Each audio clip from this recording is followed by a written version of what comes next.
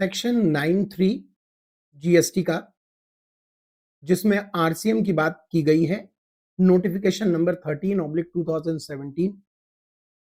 इसमें आज हम बहुत इंटरेस्टिंग और इंपॉर्टेंट सर्विस डिस्कस करने जा रहे हैं, जिसमें बच्चे अक्सर कंफ्यूज रहते हैं। एग्जाम में तो कंफ्यूज रहते ही हैं, और वो सर्विस है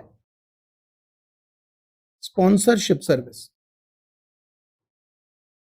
स्पॉन्सरशिप सर्विस, इसमें बच्चे कंफ्यूज रहते हैं। कंफ्यूजन का कारण भी समझ लीजिए, तो कंफ्यूजन नहीं होगा।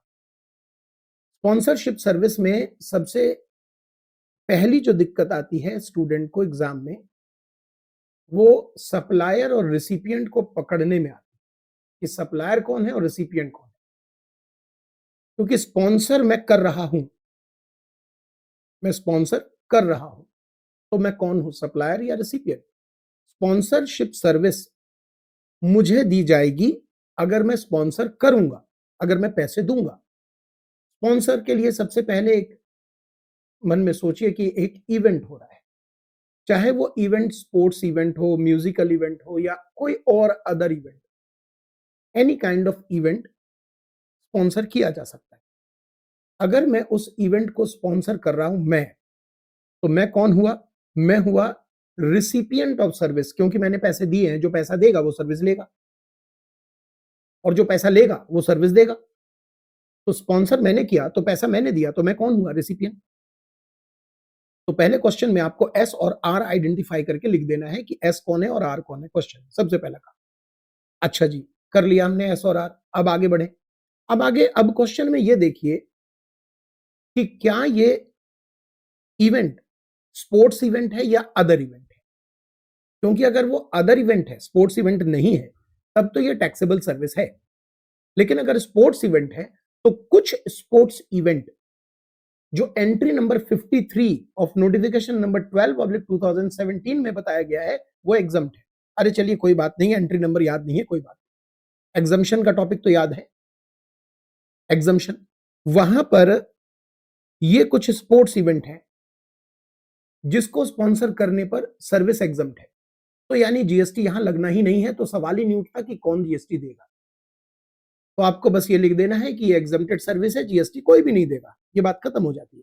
अब इसे रटेंगे कैसे, इसे 2-4 बार पढ़ लेंगे तो मुझे लगता है कि आपको क्वेश्चन में देखकर ध्यान आ जाएगा। यही ऑप्शन है, ठीक है। तो जब आप कंफर्म हो जाए कि इवेंट स्पोर्ट्स इवेंट नहीं है, या इवेंट स्पोर्ट्स इवेंट है लेकिन 53 नंबर एंट्री में नहीं आता, यानी वो टैक्सेबल इवेंट है, टैक्सेबल स्पॉन्सरशिप सर्विस है। ये आपने कंफर्म कर लिया कि टैक्सेबल है। टैक्सेबल सप्लाई जब आपका कंफर्म हो जाता है, तब आप चेक कीजिए कि कौन जीएसटी देगा, जीएसटी कौन लायबल है पे करने के लिए। अब यहां आपका ध्यान रिसिपिएंट पर होना चाहिए, जो स्पॉन्सर कर रहा है। रिसिपिएंट, रिसिपिएंट अगर बॉडी कॉर्पोरेट है, रिसिपिएंट अगर पार्टनरशिप फॉर्म है, रिसिपिएंट अगर एलएलपी है, तो सेक्शन 9 सबसेक्शन 3 में आरसीएम अप्लाई हो जाएगा और रिसिपिएंट ही जीएसटी जमा कराएगा। जब आप आरसीएम लगाते हो, आगे सुनना ध्यान से, गड़बड़ हो जाता है। यहां तक के बाद बच्चे कहते हैं वाह वाह, हो गया जी, हो गया, कर लिया और गड़बड़ हो गया। बताता हूं। जब आप आरसीएम लगाते हो तो यकीनन जीएसटी पेबल होगा।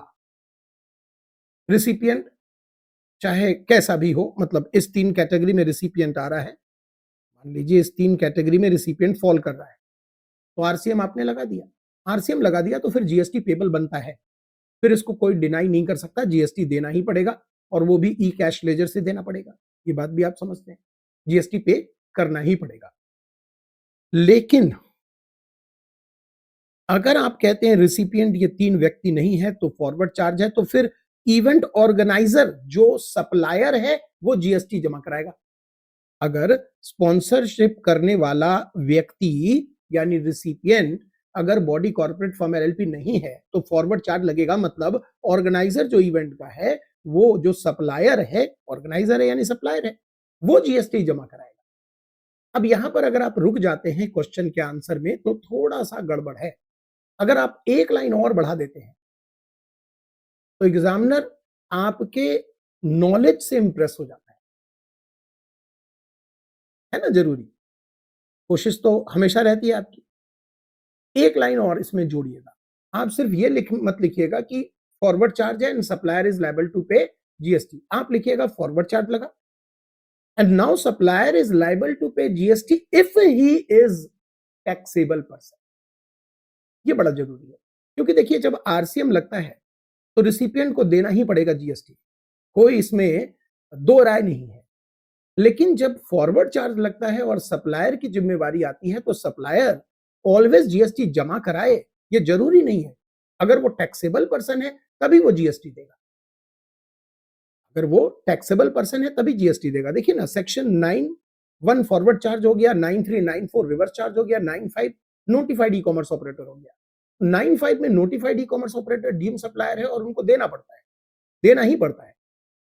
9(3) 9(4) में अगर आप आरसीएम में फंस गए तो आपको जीएसटी देना ही पड़ेगा। लेकिन फॉरवर्ड चार्ज में जब आप आ रहे हैं, कोई भी व्यक्ति जब फॉरवर्ड चार्ज में आ रहा है, तो वो जीएसटी देगा तब जब वो टैक्सेबल पर्सन, और टैक्सेबल पर्सन का मतलब दो होता है, या तो वो रजिस्टर्ड है या रजिस्ट्रेशन के लिए लायबल है। तो आरसीएम में अगर आप फंस गए, यू आर रिसिपिएंट, तो फिर आप टैक्सेबल पर्सन तो वैसे ही बन गए, बिकॉज आपका 24 नंबर में सेक्शन 24 में आपकी रजिस्ट्रेशन कंपलसरी हो जाती है। तो आपके टर्नओवर से कोई मतलब नहीं है, आपका जीएसटी देना जबरदस्ती है, कंपलसरी है। लेकिन जब फॉरवर्ड चार्ज की बात आती है, तो आप इस बात को जरूर मेंशन कीजिएगा कि फॉरवर्ड चार्ज में supplier is liable to pay GST and he is liable to pay GST only if he is taxable person, otherwise तो बात ही नहीं बनेगी। एक लाइन से नॉलेज एनहांसमेंट शो हो जाएगा, अच्छा लगेगा एग्जामिनर को भी और आपको भी अच्छा लगेगा। उम्मीद करता हूं अब कंफ्यूजन नहीं रहेगा। छोटा सा हिस्सा था, 5 मिनट में रिवाइज कर लिया आपने। ठीक है, बढ़िया।